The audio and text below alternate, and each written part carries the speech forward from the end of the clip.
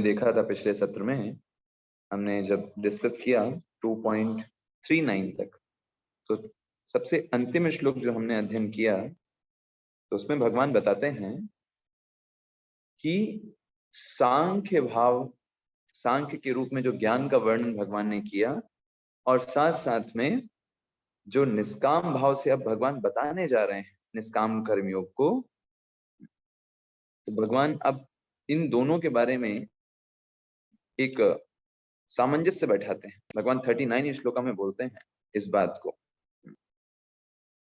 तो हमें इसे कैसे समझना है, आज हम उसके ऊपर चर्चा करेंगे। हमने आपको बताया था पिछली बार कि सांख्य योग का मतलब क्या है। जब हम संख्या के आधार पर भेद करते हैं, हमें भेद करते हैं कि हम शरीर नहीं हैं, हम आत्मा हैं। नेति नेति की प्रोसेस बोलते हैं उसको।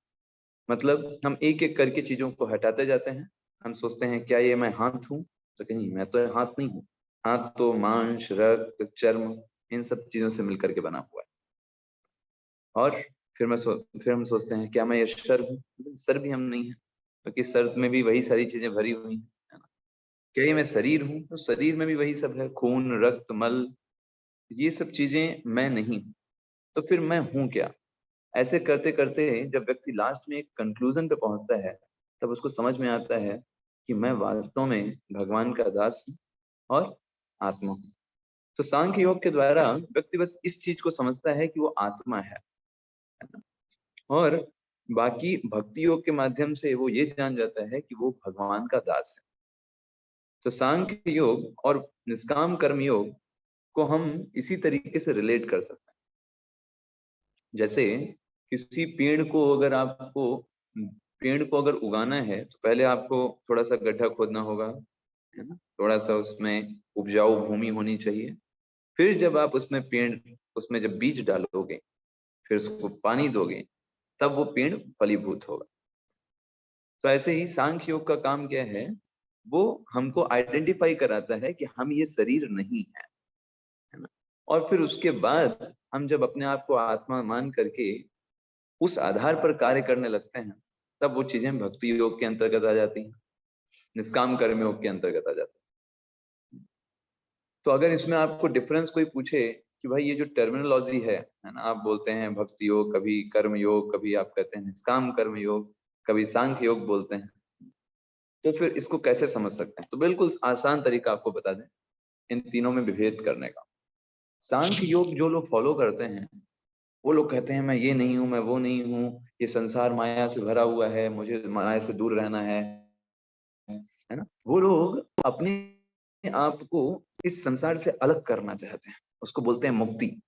हर चीज से मुक्त होना चाहते हैं, ये शरीर भी छोड़ना चाहते हैं। क्यों? क्योंकि ये शरीर के कारण वो माया में फंस रहे हैं। वैसे लोग जंगल चले जाते हैं या फिर हिमालयों पर चले जाते हैं, कहते हैं जब हमारे सामने कोई सेंस ऑब्जेक्ट रहेगा ही नहीं, तो हम आकर्षित भी नहीं होंगे। और इसलिए वो हिमालय पे चले जाते हैं, पहाड़ों पर चले जाते हैं, जहां पर कोई भी आकर्षण उनको सता ना सके। क्योंकि जब यहाँ पे रहेंगे तो विषय भी आएंगे, और विषय आएंगे तो उसके प्रवाह में वो बह जाएंगे। इसलिए ये लोग कहलाते हैं ज्ञान योगी या सांख्य योगी, जो अपने आप को आत्मा मान करके शरीर से दूर रहना है, विषय वस्तुओं से दूर रहना है, चले जाते हैं, सब कुछ छोड़ देते हैं, घर बार, काम करना भी, जो भी जॉब करना, जिम्मेदारियां सब छोड़ करके चले जाते हैं। दूसरा स्तर जो भगवान अभी बताने जा रहे हैं, निष्काम कर्मयोग, या फिर इसको बुद्धि योग के नाम से भी जाना जाता है, निष्काम कर्मयोग या बुद्धि योग। तो भगवान अभी क्या बताने जा रहे हैं, देखो तुमको काम छोड़ने की जरूरत नहीं है। जो तुम कार्य कर रहे हो ना, वो कार्य तुम करते रहो, डू योर वर्क, बट तुम उसके फल को मुझे अर्पित करो। इससे क्या होगा, ये हमारे लिए आसान पड़ेगा, है ना। जैसे मैं आपसे कहूं कि आप जो भी करो सब छोड़ करके हिमालय पे चले जाओ, इजी है? आसान है कर पाना? नहीं, मुश्किल पड़ेगा हमको, में से कोई ये प्रैक्टिकल नहीं है आज के लिए। लेकिन हाँ, हम अगर आपसे ये कहें ठीक है, आप जो कभी आपके पास टैलेंट है, जो भी आपके पास योग्यता भगवान ने आपको दिया है, आप काम जो भी अच्छे से कर सकते हैं, उसको आप करते रहिए। उसका जो फल प्राप्त होगा वो भगवान की सेवा में लगाइए। तो इससे क्या हुआ, हम जो वर्क कर रहे हैं वो भी कंटिन्यू रहा, लेकिन हमारे जो भी हम काम कर रहे हैं, हमारी चेतना में यही बसा हुआ है, ये मैं भगवान के लिए कर रहा हूँ, मेरे लिए नहीं। अपने सेंस ग्रेटिफिकेशन के लिए नहीं। तो निष्काम कर्मयोग में दो चीजें मुख्य हो जाती हैं। पहली चीज, जो भी आप कार्य कर रहे हो उसके केंद्र बिंदु भगवान श्री कृष्ण होने चाहिए। आप ऑफिस जा रहे हो, आप खाना बना रहे हो, आप बच्चों की देखभाल कर रहे हो, आप अपने पत्नी को टेक केयर कर रहे हो, अपने माता पिता को आप सहारा बन रहे हो, आपने संसार नहीं छोड़ा। आप वही कार्य कर रहे हैं जो एक सामान्य भौतिकवादी व्यक्ति करता है। लेकिन सामान्य भौतिकवादी व्यक्ति का उद्देश्य इंद्रिय तृप्ति होता है। वो अगर बच्चों का भी ध्यान रखेगा, सोचेगा ये बड़े होकर के हमको पैसा देंगे, है ना। पत्नी का भी ध्यान रखेगा, सोचेगा ये हमको इंद्रिय तृप्ति देती है ना। माता पिता का भी ध्यान रखेगा, कहेगा चलो वसीयत में हमारा नाम लिख देंगे ये लोग, है ना। तो उसका मुख्य उद्देश्य होता है कि इंद्रिय तृप्ति।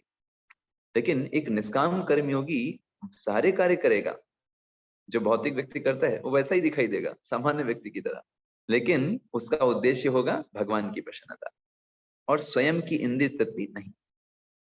तो इससे पूछेगा कि भाई आप क्यों कर रहे हैं अपने बच्चों की देखभाल, आप क्यों ऑफिस जाते हो, क्यों जॉब कर रहे हैं भौतिक दुनिया में, ये तो संसार मोह माया से है। तो कहते हैं हाँ, ये संसार मोह माया है, लेकिन जब इसको भगवान की सेवा में ना लगाया जाए तब। अगर हम इसको भगवान की सेवा के लिए लगा रहे हैं तो ये मोह माया नहीं है, ये भगवान की सेवा है ना। क्योंकि उस सेवा को भी हम भगवान की सेवा में लगा सकते हैं। जैसे कोई व्यक्ति ऑफिस जाता है, कुछ ना कुछ धन अर्जन कर रहा है, तो उस धन का कुछ भाग वो भगवान के प्रचार कार्य में, भगवत गीता को जन सामान्य तक पहुंचाने की एक्टिविटीज में लगा सकता है। तो इवन दो वो भौतिक जगत में है, भौतिक रूप से वो धन अर्जन भी कर रहा है, कि लेकिन अपने फलों को वो भगवान के लिए अर्पित कर रहा है। इस वजह से वो शुद्ध रहेगा, उसको पाप नहीं लगेगा। यह है निष्काम कर्मयोग। अर्जुन, एक तरफ अर्जुन मेंटालिटी है, एक तरफ दुर्योधन मेंटालिटी है। आप देखिए, ये डिफरेंस समझना बहुत जरूरी है। दुर्योधन मेंटालिटी क्या है कि भाई मुझे भोग भोगना है, मुझे इस संसार में खूब एंजॉय करना है, दूसरे का छीन करके भी खा लेंगे, कोई दिक्कत नहीं है, उधार लेकर के भी हम एंजॉय करेंगे, दूसरा बेचारा व्यक्ति है वो परेशान हो, हमें क्या। ये दुर्योधन मेंटालिटी है, जो भोग करना चाहते हैं। दूसरी तरफ अर्जुन मेंटालिटी, अर्जुन क्या सोच रहा है, मैं सब कुछ छोड़ दूंगा, मैं सन्यासी बन जाऊंगा, मुझे यहाँ से कोई नाता ही नहीं है, फिर मैं बच जाऊंगा, मुझे फिर पाप नहीं लगेगा। भगवान ने कहा नहीं, ये दोनों चीजें गलत है। तुम अगर भोग करना चाहते हो तो भी फंसोगे, और अगर सब छोड़ करके भागना चाहते हो तो भी वहां फंसोगे, क्योंकि तुमने आर्टिफिशियल तरीके से चीजों को छोड़ दिया। लेकिन कई बार ऐसा देखा जाता है, वन में जाकर, हिमालय पर जा करके भी जो लोग होते हैं वो आसक्त हो जाते हैं, क्योंकि हृदय की चेतना नहीं गई कि भगवान की सेवा करनी, भगवान के लिए करना है, वो चेतना नहीं विकसित होती। तो इवन तो आप सब कुछ छोड़ करके गए, लेकिन वहां आप छोटी छोटी चीजों से अटैच हो जाते हो, वैराग्य के बाद भी, है ना। बहुत सारे उदाहरण हमारे शास्त्रों में मिलते हैं। लेकिन सही प्रक्रिया क्या है कि आप समस्त चीजों को भगवान की सेवा के दृष्टिकोण से ग्रहण करें, अपने लिए नहीं, खुद के एंजॉयमेंट के लिए नहीं, भगवान की प्रसन्नता के लिए। हम समस्त लोगों को भगवान के अंश मान करके उनकी सेवा करें, चाहे वो हमारे परिवार के हों, हमारे मित्र हों, हमारे पुत्र पौत्र हों, वो भगवान के अंश हैं और उनकी सेवा के लिए हैं, आपकी सेवा के लिए नहीं। Main thing is that.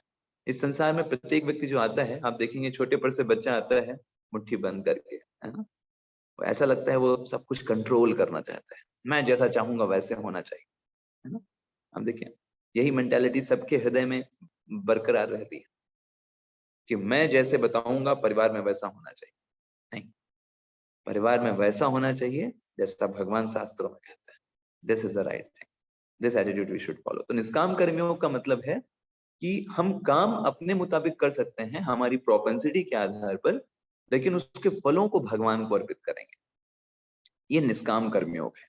और इससे भी बहुत आगे है भक्ति योग, जो निष्काम कर्म योग से भी श्रेष्ठ है, जो भगवान अगले अध्याय में वर्णन करेंगे। भक्ति योग में क्या होता है कि जो वर्क भी होता है वो भी भगवान के लिए करता है। निष्काम कर्म में क्या होता है कि भाई वो उसको जो अच्छा लगता है वो काम कर रहा है, लेकिन फल को भगवान को अर्पित कर रहा है। ये है निष्काम कर्म योग। उसने अपने काम को भगवान को ऑफर नहीं किया, अपने फल को भगवान को ऑफर किया।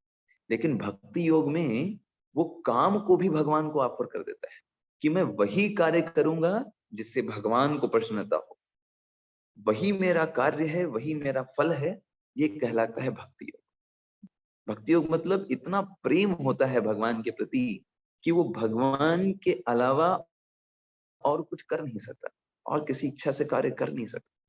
जैसे एक सती पत्नी होती है, जिस तरह उसका मन अपने पति के ऊपर एक फिक्स होता है, वो एकदम फिक्स होती है।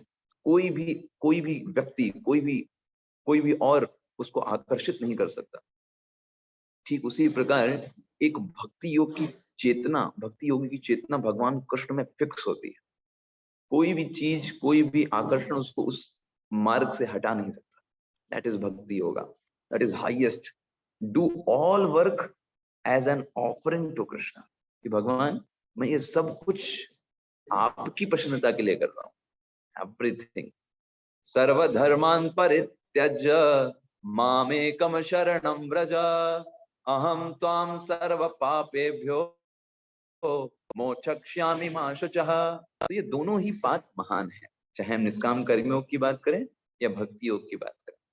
निष्काम कर्मियों को अगर हम प्रैक्टिस करते रहेंगे, ठीक है, अभी हमारी वो प्रोपेंसिटी है कि हम कुछ काम करें, हमारा कुछ पैशन है, ठीक है, हम वो काम करें, लेकिन फलों को भगवान को ऑफर करें।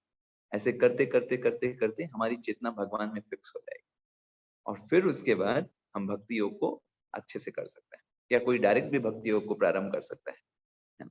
इसके लिए कोई कंडीशन नहीं है। ये हमने आपको पिछले सत्र में एक हल्का सा पॉइंट को समझना था, हमने समझ लिया। अब चलते हैं आज के पर्स। तो हमने दो आपको चीजें बताई, एक है दुर्योधन, एक है अर्जुन। ये दोनों मेंटालिटी खराब। दुर्योधन जो भोग करना चाहता है, और अर्जुन जो सब कुछ छोड़ना चाहता है। तो एक है भोगी, एक को बोल सकते हैं वैरागी। भोगी और वैरागी ये दोनों बेकार है, क्योंकि इन दोनों में भगवान की सेवा की कोई बात ही नहीं, भगवान की प्रसन्नता की कोई बात ही नहीं। वो वैरागी क्यों बनना चाह रहा है? क्योंकि उसको समस्या है। वो भोगी क्यों बनना चाह रहा है? क्योंकि उसको एंजॉय करना है। लेकिन जो बीच का है वो कहलाता है भक्त, जो प्रत्येक कार्य को भगवान की सेवा के तौर पर करता है, उनकी प्रसन्नता के लिए करता है, स्वयं केंद्रित के लिए नहीं। सिंपल डिफरेंस है दैट। और भगवान इसलिए अब इसकी महिमा बता रहे हैं। अर्जुन ध्यान से सुनो, जो व्यक्ति इस मार्ग पर कदम रखता है ना, मुझे अपना लक्ष्य बनाता है, इस मार्ग पर कभी भी कोई पतन नहीं है। नोबडी, नथिंग, कुछ भी। अगर आप थोड़ा समय भी भगवान की प्रसन्नता के लिए कार्य करते हैं, वो कभी जायर नहीं जाता है, कभी भी वो नष्ट नहीं होगा। और इसी बात को एम्फसाइज करते हैं, ये बहुत फेमस श्लोका है श्रीमद् भगवद गीता का 2.40, होप गिविंग है। नेहा भृक्रमना सोस्ति प्रत्यवायो न विद्यते स्वल्पमप्यस्य धर्मस्य त्रायते महतो भयात्। ना एहा, यहाँ पर नहीं है। अभिक्रम ना सोचती, आपने थोड़ा सा भी प्रयास किया भगवान की प्रसन्नता के लिए, आपने थोड़ा सा भी ध्यान पूर्वक भगवान के नामों का जप किया भगवान की प्रसन्नता के लिए, भगवान के लिए भोगा बनाया ताकि भगवान को प्रसन्नता मिले, भगवान को लिए आपने पुष्प तोड़े कि आज भगवान को फूल अर्पण करें, किसी और के लिए नहीं, किसी को दिखाने के लिए नहीं कि आप कितना भगवान के बड़े भक्त हैं। आपने अच्छे से अपना ड्रेसअप किया, अच्छे से तिलक लगाया कि भगवान के सामने जाएंगे, भगवान को अच्छा लगेगा, भगवान कहेंगे मेरा डिवोटी आया है। उनकी प्रसन्नता के लिए भगवान के बारे में सुना, भगवान की प्रसन्नता के लिए। तो जब हमारा उद्देश्य भगवान की प्रसन्नता होता है, वो चेतना एकदम फिक्स होती है कि I am doing only for the pleasure of Krishna, nothing else, no reward, nothing, है ना। एंड वो जो योग है वो कहलाता है, उसी के बारे में यहाँ वर्णन हो रहा है, उसी कर्मयोग के बारे में वर्णन हो रहा है। ऐसी स्थिति में उसका विनाश नहीं होता है। ना एहा अभिक्रम नासोस्ति, इस योग में जो भी प्रयत्न किया जाता है वो कभी नष्ट नहीं होता। प्रत्यवायो न विद्यते, ना ही उसमें कोई घटा होगा कि भाई आपने भक्ति कर रहे थे, भक्ति में आपने मान लिए 3% तक भक्ति किया, फिर किसी कारण से शरीर छोड़ना पड़ गया, आप प्रगति नहीं कर पाए, तो अब अगला जन्म लेंगे तो ऐसा नहीं कि आपको 0% से प्रारंभ करना होगा ना, आप 3% से ही स्टार्ट करोगे। This is like that. इसलिए आप देखिए कई लोगों को घर में जन्म होता है, छोटे पर से ही उनको भक्ति के बारे में सब कुछ पता है। लोगों को आश्चर्य होता है, अरे इतनी छोटी उम्र में भक्ति इतना ज्यादा कैसे कर सकता है। लेकिन इसका मतलब क्या है, उन्होंने अपने पूर्व जन्म में ऑलरेडी इतनी भक्ति स्ट्रॉन्ग कर ली थी, वो उस पेज पे थे। तो जैसे ही उनको थोड़ा सा पिकअप मिला, थोड़ा सा डिवोटीज का एसोसिएशन मिला, बहुत तेजी से पिकअप कर लिया उन्होंने। बाकी लोग हो सकता है बहुत सालों से कर रहे हैं, उनको टाइम लगे समझने, लेकिन वो बहुत जल्दी पिकअप कर लेगा। क्यों? क्योंकि उसने पहले से ही उसको अच्छे से किया हुआ है। The thing is that Neha और स्वल्पमप्यस्य धर्मस्य त्रायते महतो। ये क्या, ये मार्ग ऐसा है कि अगर आपने थोड़ी सी भी प्रगति कर ली ना इस भक्ति योग में, आपके अंदर थोड़ा सा भी डिवोशन आ गया, भगवान की सेवा की भावना आ गई, it saves you a greatest danger of this material existence. See this material existence, आप थोड़ा सा अपने इस बॉडली कॉन्सेप्ट से बाहर निकलिए, देखिए दुनिया में कैसे दुनिया जो है वो तड़प रही है, जन्म मृत्यु के चक्र में फंसी हुई है, व्यक्ति लाचार है, काम क्रोध लोभ उसको सताए जा रहे हैं, जन्म लेता है, जन्म से लेकर मृत्यु तक अनेक प्रकार के रोग ग्रसित हो जाता है, अनेक प्रकार के संबंधों में विक्षेद हो जाता है, कितना दुनिया में आग लगी हुई है। बट दिस कर्म yoga process is so powerful ना, if you do little progress, if you develop Krishna consciousness in your heart little bit, it will save you from great danger। महान भय से आपकी रक्षा हो जाती है। कितना बड़ा भय है इस मेटेरियल एग्जिस्टेंस का, कि हर व्यक्ति यहाँ पर बार बार उसको जन्म तो लेना है, फिर किसी माता के घर में भेज दिया जाएगा, फिर जन्म फिर मृत्यु, फिर जन्म फिर मृत्यु। But if anybody is very sincere doing some service, और ये सर्विस डिपेंड नहीं करती कि कोई बहुत बड़ा होना चाहिए, भगवान क्वांटिटी नहीं देखते हैं, that is the main thing. ये हमारे लिए बहुत ही एक होप गिविंग चीज है। वरना हम सोचे अरे हम इतने छोटे हैं, हम भगवान के लिए क्या कर सकते हैं। सी भगवान ये नहीं देखते कि आप कितना बड़ा काम कर रहे हो, आपने कितना बड़ा काम किया, कितने डिवोटीज आपने बनाए, कितना बड़ा आपने धन भगवान को ऑफर कर दिया। सी भगवान ये सब चीजें नहीं, ये सब भौतिक लोग देखते हैं, कितना बड़ा किया, कितना बड़ा नाम आपका हुआ। भगवान देखते हैं कैसे किया, कैसे किया। आप अगर आपने अगर 1 रुपए भी भगवान की सेवा में दिया, चेतना क्या थी आपकी, what is your in heart, आपके हृदय में क्या बात थी। आप ये सोच के दे रहे थे कि चलो ठीक है भगवान को दे देते हैं, अपना फिर बाकी सब अपना मजा मस्ती करो, भगवान को थोड़ा दे दो, तो हमारा जीवन सब कुछ अच्छा चलता रहे। ये चेतना थी, या आपके हृदय में भगवान के प्रति प्रेम था कि मैं तो इस पूरे सेंस ग्रेटिफिकेशन में जन्म से लेकर मृत्यु तक फंसा हुआ हूँ, अपने लिए जी रहा हूँ, भगवान की सेवा के लिए मैं कुछ भी नहीं निकाल पाता, अभी मेरे पास 1 रुपए है, भगवान को ऑफर, सेवा भावना के साथ। सुदामा ने क्या ऑफर किया भगवान को? सड़े गले चावल ऑफर किए। और चेतना क्या थी कि ये मेरे पास सबसे अच्छी चीज है जो मैं भगवान को दे सकता हूँ, उससे अच्छा उनके पास कुछ नहीं।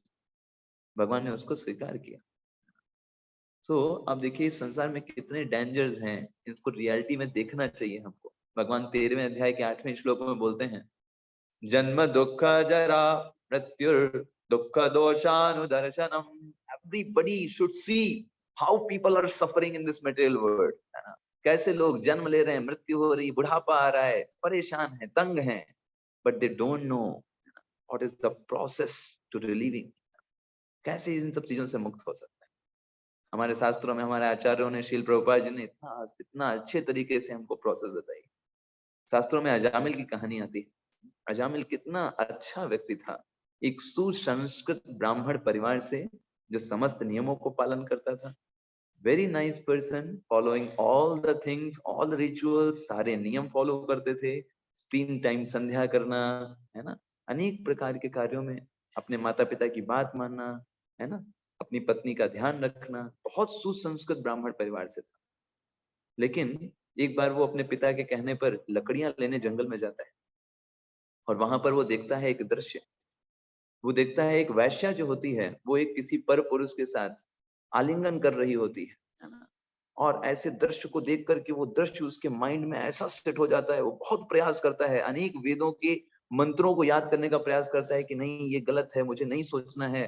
लेकिन वो ऐसा उसके माइंड में जाकर के सेट हो जाता है कि उसके हृदय में जो काम कर्म बीज होते हैं, वो वो वो निकलने लगते हैं, और वो एजिटेट हो जाता है। वो इतना एजिटेट हो जाता है कि वो सब भूल जाता है कि वो क्या था, ब्राह्मण था, कौन से परिवार से था, है ना। और तुरंत घर जाकर के माता पिता को, अपनी पत्नी को घर से बाहर कर देता है, क्योंकि और फिर वो उस वैश्या को अपने घर में लेकर के आता है, और उसके द्वारा 10 बच्चे उत्पन्न करता है 80 वर्ष की उम्र में। See how danger is this. और सबसे आखिरी पुत्र का नाम नारायण रखता है। क्योंकि उसका पुत्र जो नारायण सबसे आखिरी पुत्र होता है, उससे बहुत लगाव होता है। वो बोलता रहता है, नारायण यहाँ आओ, नारायण मेरे साथ खाओ। और उस वैश्या की आपूर्ति को पूरा करने के लिए वो अनेक प्रकार के गलत कार्य करता है, डाकू करता है, मर्डर करता है, अनेक लोगों को मारता है, इतना पाप कर्म करता है, उसका पाप से पूरा घड़ा भर गया होता है। मृत्यु के अंतिम समय में उसकी दर्दनाक मृत्यु हो रही होती है, लेकिन अपने छोटे पुत्र से स्नेह के कारण जब यमदूत उसको लेने आ रहे होते हैं, वो चिल्लाता है, नारायण मुझे बचाओ, नारायण मुझे बचाओ। और लेकिन वो अपने पुत्र को बुलाता है। भगवान कहते हैं, अरे मेरा कोई भक्त मेरा नाम ले रहा है, जाओ विष्णु तुम दूतों जाओ, उसे बचाओ जाकर। विष्णुदूत बोलते हैं, कहते हैं नहीं, वो आपका नाम नहीं ले रहा है, वो अपने बच्चे का नाम ले रहा है, आपका नाम नहीं ले रहा है। भगवान कहते हैं नहीं, you should go and save that person, is taking my name. भगवान कितने, वो तो खोजते रहते हैं कुछ तो ये व्यक्ति करे, इसको हम अपने, इसको बचा पाए। और सिर्फ नारायण बोलने के कारण वो भी भगवान को नहीं पुकारा था। विष्णुदूत आ जाते हैं और कहते हैं रुक जाओ, नहीं लेके जा सकते इसको। तो यमदूत कहते हैं, भाई हमारे पास पूरा इसका चिट्ठा है, इसने क्या क्या कर्म किए देख रहे हो, इसने, इसका इतने कर्म हैं, हमारे पास पूरा सर्टिफिकेट है, सब कुछ है। विष्णुदूत कहते हैं, सुनो, तुम भागवत धर्म नहीं जानते हो, तुम्हारा ये चिट्ठा सब फेल है, क्योंकि इसने भगवान का नाम ले लिया ना। Now this person is out of jurisdiction of Yamraj. Yamraj अभी इसके ऊपर कुछ नहीं कर सकते। यमराज तभी तक कुछ कर सकते हैं जब तक इसने भगवान का नाम नहीं लिया था। वो लोग कहते हैं, अरे ऐसी बात है यमदूत, वो लोग गुस्सा करके चले जाते हैं और यमराज से पूछते हैं, बताओ ऐसा ऐसा हमारी बेइज्जती हुई, हमको वहां से भगा दिया गया। यमराज ने कहा, अगर आगे बेइज्जती से बचना चाहते हो तो ऐसे किसी व्यक्ति के पास कभी मत जाना जिसने वो भगवान का नाम जप करता हो, क्योंकि नाम जप कर रहा है इट मीन्स वो हमारे संक्शन से बाहर है। जिस जो नाम नहीं जप करे, तुलसी जी की सेवा ना करे, ऐसे व्यक्ति को पकड़ के लाना। नाम जप के, जो व्यक्ति नाम जप करता है, अगर उसको जब लेने जाओगे तो ऐसे ही तुम्हें भागना पड़ेगा, ऐसे ही तुम्हें अपनी बेइज्जती का शिकार होना पड़ेगा। फिर विष्णु दूतों ने अजामिल को अजामिल को इंस्ट्रक्शंस दी, और अजामिल बहुत पछतावा हुआ उसको, उसने कितना गलत कार्य किया। और उसके बाद अजामिल हरिद्वार गया, और हरिद्वार में जाकर के उसने 12 वर्ष तक भगवान की भक्ति किया, भगवान के मंदिर में रह करके। और 12 वर्ष के बाद वही विष्णुदूत उसको वापस लेने आए। तो सी, भगवान के नाम में इतनी शक्ति है कि वो सब कुछ चीजों को खत्म करके हमें भगवान का शुद्ध प्रेम देने की क्षमता रखता है। तो हमें, हमारे लिए इसलिए क्या है, स्वल्पमप्यस्य धर्म से, कोई थोड़ी सी भी प्रगति कर ले, भगवान के नाम जप में श्रद्धा को डेवलप कर ले, कितना वो फायदा हो सकता है। तो भगवान वो देखते हैं क्वालिटी, नॉट क्वांटिटी। ये बहुत इंपॉर्टेंट हमारे लिए है ना। भगवान क्वालिटी देखते हैं, क्वांटिटी नहीं। हमने आपको सुदामा का एग्जांपल बताया, एग्जांपल और आप देख सकते हो। जब कोई प्रक्रिया भगवान से संबंधित होती है ना, तभी उसका मूल्य है। आपने बहुत बहुत बहुत बहुत कुछ किया इस दुनिया में, लेकिन भगवान से कनेक्ट नहीं है वो, तो वो बेकार है। जैसे बहुत अच्छा मध्वाचार्य बताते हैं, हमारे संप्रदाय में आचार्य हैं, गौड़ी परंपरा में, वो कहते हैं कि मान लो कोई नोट है, उसमें सरकार की मोहर लगी हुई है, वो भी पेपर है, और दूसरे बहुत सारे पेपर हैं, तो बाकी सारे पेपर बेकार हैं। लेकिन क्योंकि वो उस पेपर में सरकार की मोहर लगी हुई है, इसलिए उस पेपर का क्या है, मूल्य है। उसको आप दोगे तो आपको कुछ मिलेगा, सही बात है है ना। लेकिन अगर मोहर नहीं लगी है सरकार की, तो क्या उस, ऐसे 1000 पेपर भी आपके पास हो तो उनका कोई मूल्य है, कोई वैल्यू है उनकी, आपके आपके कोई काम आने वाले हैं? तो ऐसे ही आप कोई भी काम कर रहे हो, आप पढ़ाई कर रहे हो, आप जॉब कर रहे हो, आप माता पिता की सेवा कर रहे हो, अपने पत्नी का ध्यान रख रहे हो, बच्चों का ध्यान रख रहे हो, पति का ध्यान रख रहे हो, सास ससुर का ध्यान रख रहे हो, आप बाहर जाकर के फ्रेंड्स के साथ हो, until that thing is connected to Krishna, जब तक वो कृष्ण से कनेक्ट नहीं है ना वो चीज, उसका कोई मूल्य नहीं है, वो वेस्ट है। बट अगर उन सारी चीजों को आप ये सोच के करें कि मैं इनको कृष्ण से जोड़ने वाला हूँ, कृष्ण से जोड़ूंगा, इसलिए मैं इन सारी चीजों को कर रहा हूँ, परिवार को मैं टेक केयर कर रहा हूँ क्योंकि मुझे सबको भगवान की सेवा में लगा, सबका अच्छे से ध्यान रखेंगे, तब ताकि ये सब लोग भगवान की सेवा कर सके और इस संसार चक्र से मुक्त हो सके। तब वही चीज का मूल्य हो जाता है, because you have connected that thing to Krishna. आप पढ़ाई कर रहे हैं, आपने ये सोचा कि हम अच्छे से पढ़ाई करेंगे ताकि हम एक अच्छे मार्क्स लाएं, ताकि हम सभी को भगवान की तरफ प्रेरित कर सकें। हमारे खराब मार्क्स आएंगे तो लोग कहेंगे देखो कृष्ण भक्ति के कारण क्या हुआ, तो उससे तो भगवान कृष्ण की प्रसन्नता नहीं होगी। तो हमारा अगर उद्देश्य भगवान कृष्ण से संबंधित हो जाता है, वो चीज हमको मदद कर देती है। ऐसे ही भरत महाराज की कहानी आती है। हमने आपको पहले भी भरत महाराज की कहानी बताई थी, लेकिन अभी उसके हम उनके पूर्व जन्म के बारे में चर्चा करेंगे। भरत महाराज पहले एक बहुत बड़े सम्राट थे, लेकिन वो जंगल में गए, बहुत अच्छे से भक्ति योग का पालन कर रहे थे और बहुत सिंसियर डिवोटी थे और बहुत उच्च अवस्था में पहुंच चुके थे। लेकिन क्या होता है, वो देखते हैं एक बार एक गर्भिणी हिरण जो होती है वो एक शिशु को जन्म देती है और वो डर के चली जाती है। तो उनको कंपैशन आ जाता है, कहते हैं हाँ भाई मुझे इस हिरण की रक्षा करनी चाहिए, इसको कोई सहारा नहीं है, अनाथ है। That is very good thing, ये अच्छी बात थी, उन्होंने ऐसा सोचा।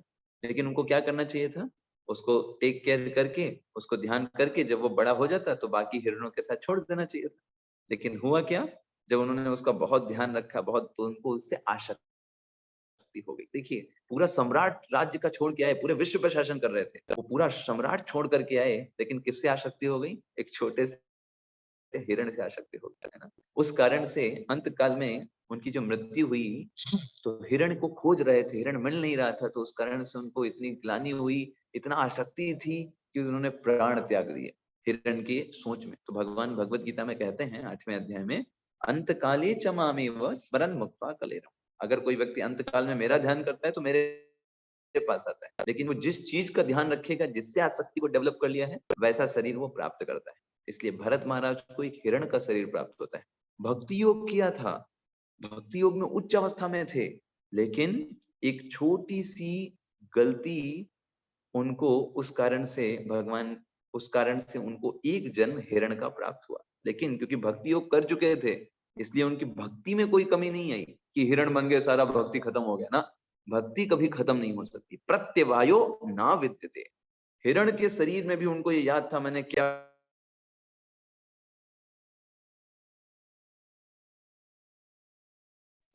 के शरीर में भी वो याद रखते कि मैं, देखो मैंने क्या गलती किया, मैंने पिछले जन्म में क्या किया। और वो सिर्फ सूखी घास खाते, गीली घास नहीं खाते। अपने परिवार को छोड़ दिया उन्होंने, कहा अभी ऐसे फंस जाऊंगा मैं इन सब चक्कर में, है ना। वो अपना अलग रहते, पुला आश्रम जहाँ पे वो तपस्या किया करते थे वहां पे गए, वहीं पे रहते, सूखी घास खाते और एकदम स्पिरिचुअल इमोशंस में खोए रहते और याद करते रहते, भगवान से कृपा की याचना करते रहते। और एक तरीके से उन्होंने शरीर को त्याग दिया और अगला जन्म उनका हुआ जड़ भरत के नाम से, जिनकी स्टोरी हमने आपको सुनाई थी कि किस तरीके से वो सुख दुख में समान, क्योंकि इतना इंटेंस हो गए थे कि मुझे भक्ति करनी है। That is the thing we have, I have to do, nothing else can give the happiness, real happiness in the life. इतना फिक्स्ड डिटर्मिनेशन उनका हो गया था कि वो, उन्होंने राजा रहुगण को, हमने आपको पिछली बार बताया था, उपदेश दिया और उनको किस तरीके से ज्ञान में उन्नत किया। सो इस पथ में कोई नुकसान नहीं है,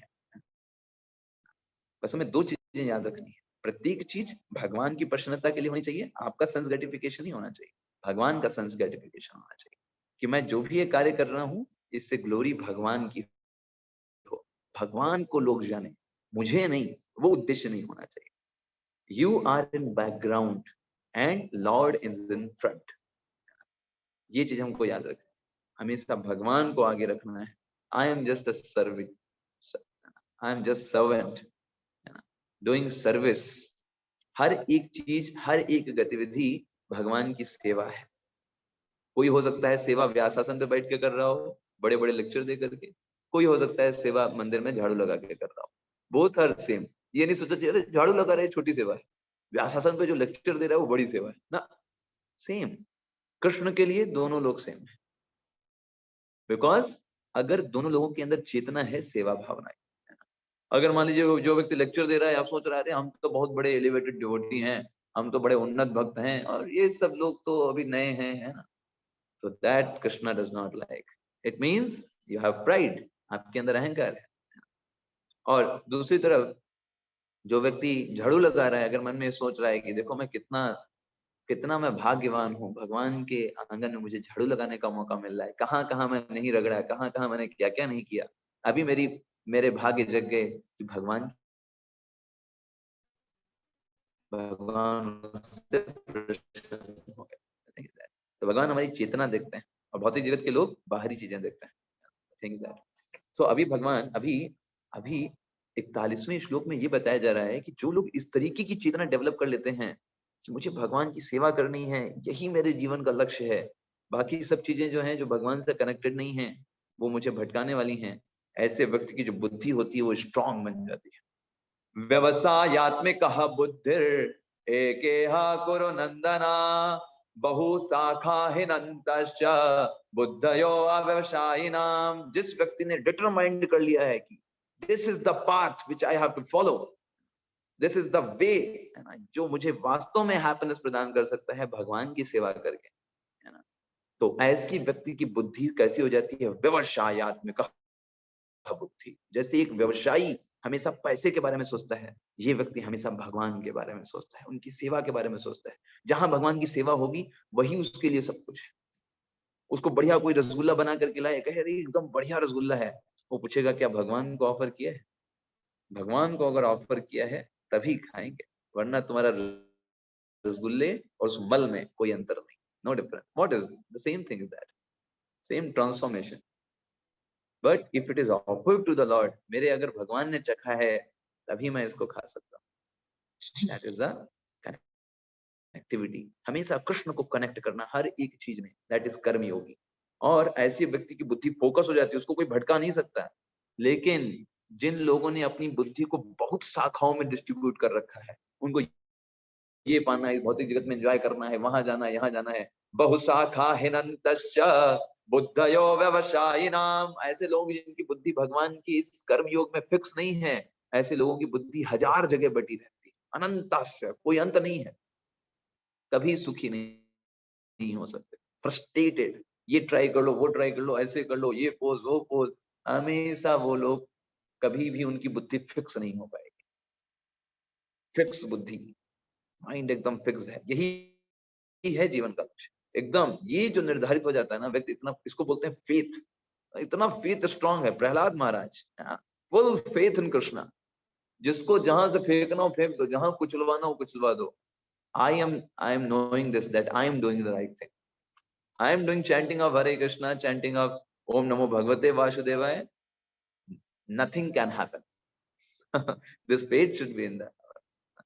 कि अगर मैं भगवान के नाम का जप कर रहा हूँ तो मुझे कुछ नहीं हो सकता। बाहरी तौर पे लोगों को लग सकता है अरे बुरा हुआ, रोग हो गया या शरीर छूट गया, but Krishna will save me. Krishna मेरी रक्षा करेंगे, शरीर की नहीं, कृष्ण मेरी रक्षा करेंगे, मतलब आत्मा की रक्षा करेंगे। शरीर तो जाना ही है, आज नहीं तो कल जाएगा, शरीर में तो रोग होंगे ही, आज कोई रोग नहीं आया कल आ जाएगा, बट इस ये चीज, इस शरीर मुझे भगवान की सेवा करने से नहीं रोक सकता। I think is that. और ये जब आपके अंदर डिटर्मिनेशन आ जाता है, दैट इज कॉल्ड भक्ति। जब व्यक्ति के अंदर ये निश्चय आ जाए, श्रद्धा शब्द विश्वास से कहे सुदृढ़ निश्चय, कृष्ण भक्ति कैले सर्व कर्म कृत है। I am doing Krishna's devotional service, everything I have done, nothing remains. अगर मैं भगवान की भक्ति कर रहा हूँ, भगवान की सेवा करने का प्रयास कर रहा हूँ, मैंने सारी चीजों को कर लिया है, कुछ अलग से नहीं करना है। क्या थोड़ा भक्ति कर लें, थोड़ा सा ये भी कर लें, ये भी जरूरी है ना, वो जरूरी नहीं। जब ये फेथ आ जाए कि मैं कृष्ण की भक्ति कर रहा हूँ, भगवान कृष्ण को प्रसन्न करने की इच्छा है मेरे हृदय में, everything I have done, that is determination should be there. वो हमें फेथ को डेवलप करना है। तो अभी ये क्वेश्चन पूछा जाए कि भाई हम भगवान कृष्ण की प्रसन्नता हम कैसे समझेंगे कि भगवान कृष्ण की प्रसन्नता किस चीज में? हम तो नहीं जानते भगवान कृष्ण किससे प्रसन्न होंगे, क्योंकि हमारे जीवन में तो अनेक गतिविधियां आती हैं, अनेक मौके आते हैं जिसमें हम बिविल्डर हो सकते हैं कि ये इससे भगवान कृष्ण प्रसन्न होंगे, कि ये काम करने से भगवान प्रसन्न होंगे। तो हमारे आचार्यों ने हमको सिखाया है। विश्वनाथ चक्रवर्ती ठाकुर, हम मंगलाचरण पढ़ते हैं सुबह सुबह गुरुवाष्टक, है ना, तो उसकी सबसे अंतिम लाइन है, यस्य प्रसादात् भगवत प्रसादो, यस्य प्रसादात् न गति कुतोपि, ध्यायन्तु वांस्तस्य यशस्त्रिसन्ध्यं वन्दे गुरो श्री चरणरविन्दम। ऐसे गुरु, उनके चरणों में हम प्रणाम करते हैं। यस्य प्रसादात् भगवत प्रसादो, जिनके प्रसन्न होने से भगवान प्रसन्न हो जाते हैं। सो गुरु का मतलब क्या है? That is the transparent medium between Lord and a disciple. गुरु का कार्य ये सिर्फ इतना है कि जो भगवान का संदेश है वो इस तरीके से डिसाइपल तक पहुंचाना कि वो कोई भी तोड़ मरोड़ ना हो, जैसा भगवान ने बताया है प्योरिटी के साथ आगे बताना। That is the work of guru. So that's why scripture says कि गुरु जो होता है, हम कई सारी जगह पढ़ते हैं ना कि गुरु साक्षात परब्रह्म तस्मै श्री गुरुवो नमः, है ना, या गुरु को भगवान के समान मानना चाहिए। वो सिर्फ इसीलिए है क्योंकि गुरु ठीक वैसे ही और वही चीजों को अपने शिष्यों तक पहुंचाता है। दैट्स वाई अगर कोई व्यक्ति है वो उसको इंटरप्रेट कर रहा है, अपनी कुछ इंद्रिय तृप्ति के लिए कुछ कार्य कर रहा है, अपने मन मुताबिक गीता को कुछ अलग तरीके से बता रहा है, that person is not eligible to become guru. So यहाँ पे आचार्य विश्वनाथ चक्रवर्ती ठाकुर बताते हैं कि अगर हम, गुरु ने हमको जो बताया है, क्योंकि वो हमको पर्सनली जानते हैं, हमको अच्छे से समझते हैं, और उनके आदेश पर जब हम अपने जीवन को यापन करने का प्रयास करते हैं, that is as well as pleasing to supreme personality of God. तो अभी जो व्यक्ति ये चीजों को, जिसकी बुद्धि इस तरीके से फिक्स नहीं हुई है अपने स्पिरिचुअल मास्टर के वाक्यों पर, गुरु उसको कह रहे हैं भगवान के नाम का जप करो, कीर्तन करो, भगवत गीता को पढ़ो, ध्यान पूर्वक पढ़ो, लेकिन वो अगर उसकी बुद्धि फिक्स नहीं हुई है तो इसके पीछे कारण क्या है, भगवान अगले श्लोक में बताते हैं। क्यों ऐसा होता है कि व्यक्ति की बुद्धि फिक्स नहीं हो सकती, और किन लोगों की बुद्धि फिक्स नहीं हो पाती अपने गुरु के वाक्यों में, या भगवान ने जो शास्त्रों में बातें बताई हैं उनपे नहीं फिक्स हो पाती, तो ये अगले श्लोक में भगवान बताते हैं। तो भगवान क्या बोलते हैं? 2.42 भगवान बोलते हैं, यामिमां पुष्पितां वाचं प्रवदन्त्या विपश्चितः वेदवादरतः पार्था नान्यदस्तीति वादिनः कामात्मानः स्वर्गपरा जन्म कर्म फलप्रदां क्रिया विशेष बहुलां भोग ऐश्वर्य गतिम प्रति। देखिए, जो लोग कम बुद्धि के होते हैं ना, उनको ये संसार बहुत अच्छा लगता है। हम सब उन्हीं में हैं। हमको ये संसार बहुत अच्छा लगता है। हमें लगता है कितना है, आनंद करेंगे, भोग करेंगे, यहाँ पर अनेक चीजें हैं, है ना। यहाँ जम्मू कश्मीर घूमने जाएं, है ना, फॉरेन जाएं, स्विट्जरलैंड टहलने जाएं, मनाली टहलने जाएं, मसूरी टहलने जाएं, कितनी बढ़िया बढ़िया एंजॉयमेंट करने की जगह, कितना भोग की जगह है। अगर ये हमारे मन में विचार आ रहा है, इसका मतलब भगवान के हिसाब से we are men of small knowledge. हम लोग कम बुद्धि वाले लोग, क्योंकि हम संसार की सत्यता को अनदेखा कर रहे हैं। संसार में अनेक कष्ट भी है ना, हमें ये भी तो देखना चाहिए। अरे इतने इतने बड़े हॉस्पिटल हैं, अरे इतने इतने बड़े रोग हैं, अरे इतने इतने कैंसर हैं, इतने इतने फ्रैक्चर हैं, इतने इतने एक्सीडेंट हो रहे हैं, अरे आज इतने लोग, तो आज अगर आज के दिन में देखें कितने लोग मर गए, तो उसमें संख्या लाखों में आएगी पूरे विश्व में, लेकिन कितने लोग जानने के इच्छुक हैं? Nobody wants to no.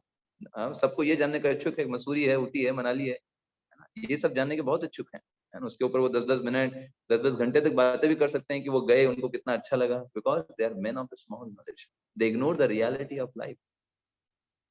सो ऐसे लोग इस संसार में भोग भोगने के लिए बड़े इच्छुक रहते हैं, सपने देखते हैं भोग भोगने के, है ना।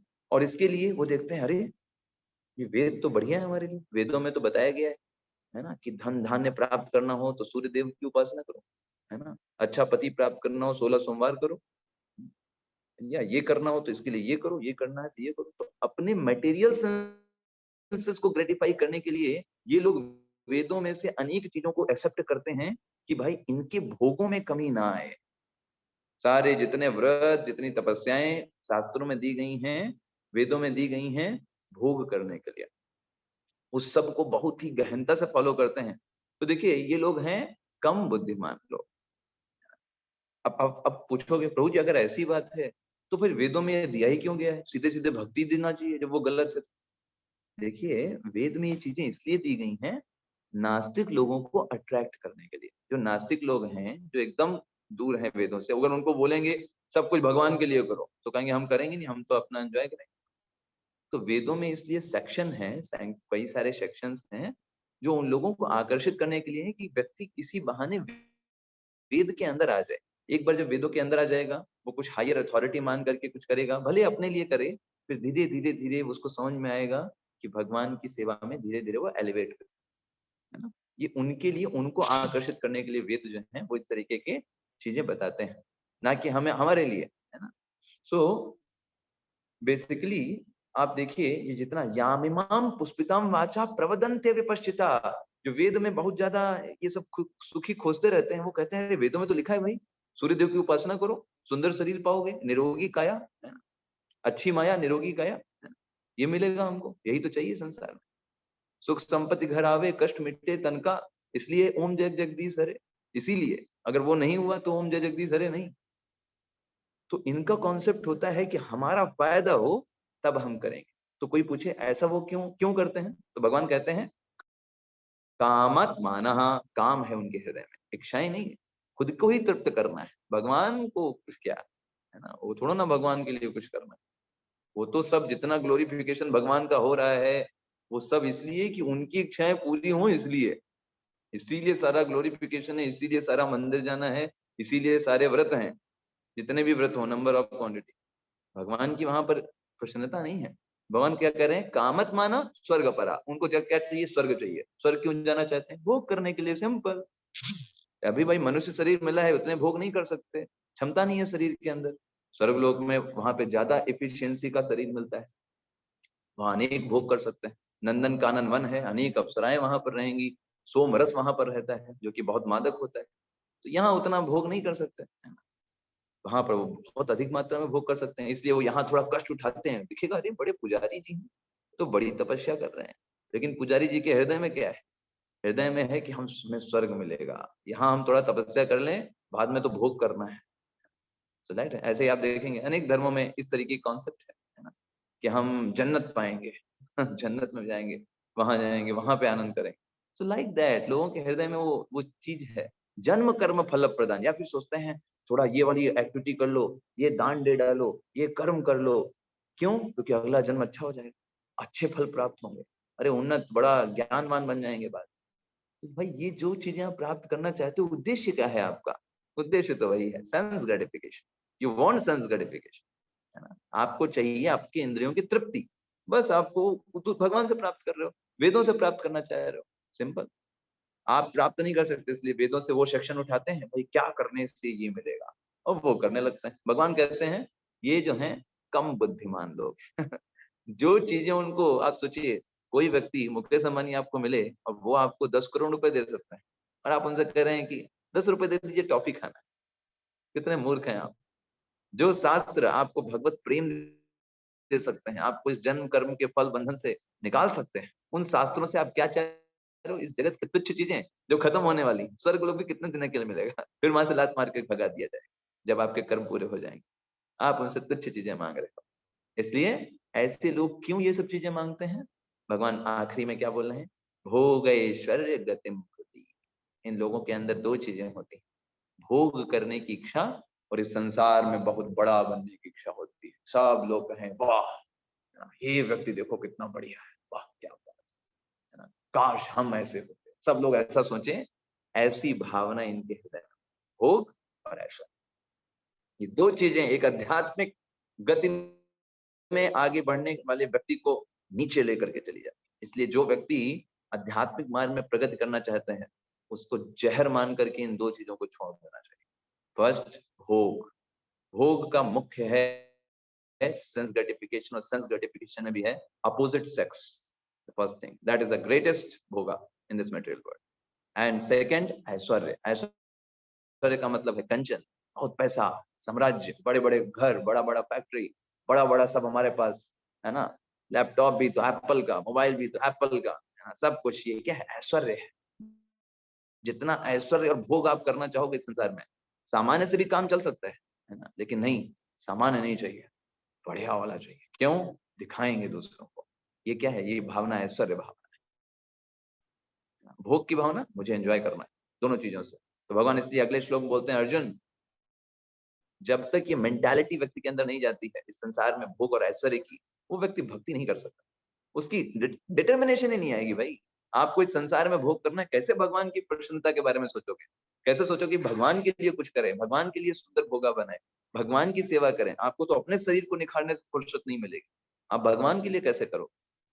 तो जब तक व्यक्ति के अंदर के भोग और ऐश्वर्य नाम के दो पिशाचिनी बैठे हुए हैं, उसे खुद भोग भोगना है और अपने आप को दिखाना है संसार में कि वो कितना अच्छा है।